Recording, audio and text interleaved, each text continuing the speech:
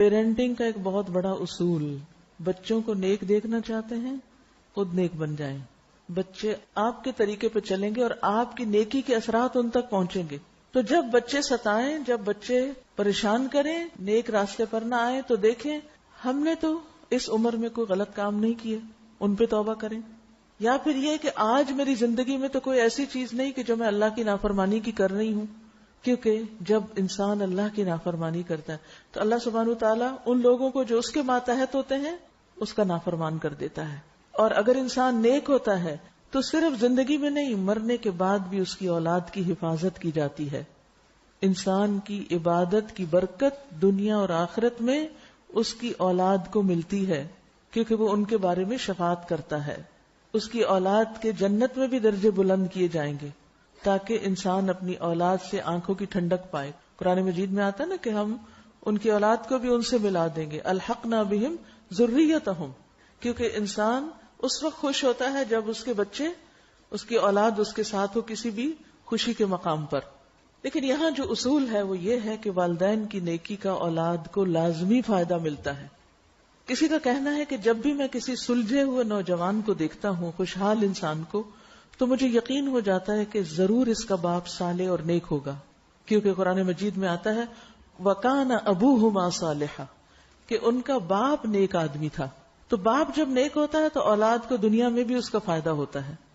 Doctor نبیل عوضی کہتے ہیں کہ جب مجھے نوافل کی ادائیگی میں سستی اور کاہلی ہونے لگتی ہے، یعنی میں ذرا سست پڑ جاتا ہوں، نفل چھوڑ دیتا ہوں، تو مجھے میرے بیٹے اور دنیا کی پریشانیاں یاد آ جاتی ہیں کہ کہیں نوافل کی ادائیگی میں میری سستی اور کاہلی میری اولاد کی پریشانیوں کا سبب نہ بنے.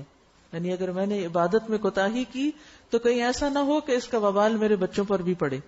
عبداللہ بن مسعود رضی اللہ عنہ جب رات میں نوافل ادا کرتے تو اپنے چھوٹے بچے کو سویا ہوا دیکھ کر کہتے من اجلک یا بنیا، اے میرے بیٹے یہ تیرے مستقبل کے لیے ہے. اور روتے ہوئے اللہ تعالیٰ کے اس قول وَكَانَ أَبُوهُمَا صَالِحًا کی تلاوت کیا کرتے تھے. یعنی یہ چیز ان کو موٹیویٹ کرتی تھی کہ اپنے بچوں کی خاطر میں خود نیک بن جاؤں. ابن مسیب کہتے ہیں اے میرے بیٹے بے شک میں تیرے فائدے کی خاطر اپنی نماز کی رکعتیں زیادہ کر دیتا ہوں، اس امید پر کہ تمہارے بارے میں میری حفاظت کی جائے گی، یعنی مجھے تمہاری طرف سے پریشانی نہیں آئے گی. پھر اس آیت کی تلاوت کرتے وَكَانَ أَبُوهُمَا صَالِحًا کہ ان کا باپ نیک تھا. میں اپنی عبادت اس لیے زیادہ کرتا ہوں تاکہ اللہ میری عبادت کو قبول کر کے کل تجھے بھی نیک بنائے. اسی طرح ایک شخص تھا کہ جب اس کا کوئی بیٹا اخلاقی طور پر بگڑ جاتا، یعنی کوئی غلط کام کرتا، تو وہ شخص صدقہ کرتا، لوگوں کو کھانا کھلاتا اور کہتا خذ من اموالہم صدقۃ تطہرہم وتزکیہم بہا، کہ ان کے مالوں میں سے صدقہ لیجئے، اس کے ساتھ آپ انہیں پاک کریں اور انہیں صاف کریں. تو گویا صدقہ جو ہے وہ انسان کے گناہوں کا کفارہ بنتا ہے. اللہ کے راستے میں دینا، بخل سے نکلنا انسان کو خود بھی فائدہ دیتا ہے اور اولاد کی بھی بھلائی کا ذریعہ بنتا ہے. اور اس میں شاید پہلے بھی کبھی ذکر کیا میں نے کہ میرے تفسیر کے استاد تھے، وہ کہا کرتے تھے کہ جب میرے پاس کوئی خاتون آ کے یہ کہتی ہے کہ مجھے کوئی دعا بتائیں، میرا بچہ کھانا نہیں کھاتا، چھوٹے بچے جیسے تنگ کرتے ہیں نا، تو میں ہمیشہ انہیں کہتا ہوں کسی غریب کے بچے کو کھلاؤ، تمہارا بچہ خود ہی کھانے لگے گا. تمہارا بچہ نہیں پڑھ رہا، کسی اور کے بچے کو پڑھاؤ. یعنی جہاں دیکھو کہ کمی ہے جس راستے میں، وہ دوسروں کے ساتھ بھلائی شروع کر دو. جب تم دوسروں کے ساتھ خیر اور بھلائی کرو گے کسی اور کے لیے سوچو گے. اور دور جانے کی ضرورت نہیں، اپنے ہی گھر میں بچے ہوتے ہیں، اپنے نہیں تو اپنے بہن بھائیوں کے، دیورانی جٹھانی کے، اور بچے تو سب معصوم ہوتے ہیں نا. تو دوسرے بچوں سے پیار کرو، دوسرے بچوں کا خیال کرو، انہیں کچھ کھلاؤ پلاؤ، تو دیکھو کہ کس طرح تمہاری اولاد میں اس کی خیر و بھلائی لوٹتی ہے. تو وہ صدقہ کر کے کہتے اے اللہ یہ صدقہ میرے بیٹے کے اخلاقی تزکیے کے لیے ہے. یعنی میں نے یہ صدقہ کیوں کیا ہے، کس مشکل کی آسانی کے لیے، اپنے بچے کے تزکیے کے لیے کہ اس کو تو نیک بنا دے. بے شک اس کی یہ اخلاقی بے راہ روی جو ہے، اس کا بگڑنا میرے لیے اس کی بیماری سے بھی زیادہ شدید ہے. وہ بیمار ہو جاتا تو مجھے اتنی تکلیف نہ ہوتی جتنا وہ بگڑ چکا ہے اور نہ نماز پڑھتا ہے، نہ روزہ رکھتا ہے، نہ صدقہ کرتا ہے، اور کئی خرابیوں میں مبتلا ہو گیا. آج آپ دیکھیں بہت سی مائیں اپنے بچوں کی اخلاقی بگاڑ کی وجہ سے پریشان ہوتی ہیں، یا دین سے دوری کی وجہ سے.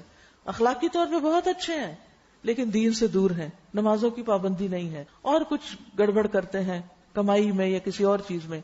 تو ایسے میں کیا کریں؟ صدقہ کریں اس نیت کے ساتھ کہ اللہ اس کے بدلے مجھے اور ان کو تزکیہ عطا کر دے. ایک اور شخص تھا جس کے پاس اتنا مال نہیں تھا کہ وہ کچھ صدقہ کر سکتا, یعنی ہاتھ تنگ تھا اس کا, بس بمشکل سے ہینڈ ٹو ماؤتھ جس کو کہتے ہیں وہ تھا. تو جب اس کا بیٹا اس پہ غالب آتا, بات نہ مانتا, تو وہ رات کو تہجد میں سورۃ البقرہ پڑھتا اور دعا کرتا اور کہتا اللہم ان ہذہ صدقتی فتقبل منی واصلح لی. اے اللہ بے شک یہ میرا صدقہ ہے, میرے پاس مال تو نہیں لیکن یہ جو نماز پڑھی ہے یہ میرا صدقہ ہے, تو اس کو میرے سے قبول کر لے اور میرے لیے اس بیٹے کی اصلاح کر دے. کتنا بہترین نسخہ ہے. عام طور پر بچوں کی تربیت کے بہت اصول بتائے جاتے ہیں, مگر یہ جو قرآن ہمیں اصول بتاتا ہے اور گہری حکمت کی باتیں, یہ ہماری نگاہ سے پوشیدہ ہوتی ہیں. تو جب بچوں کی طرف سے پریشان ہوں تو صدقہ کر کے ساتھ دعا کریں, اس نیت کے ساتھ صدقہ کریں اور دوسرے بچوں کے ساتھ خیر و بھلائی کے کام کریں. انشاءاللہ آپ کی اولاد کو بھی اللہ سدھار دے گا. اللہ سب کے بچوں کو نیک ہدایت دے.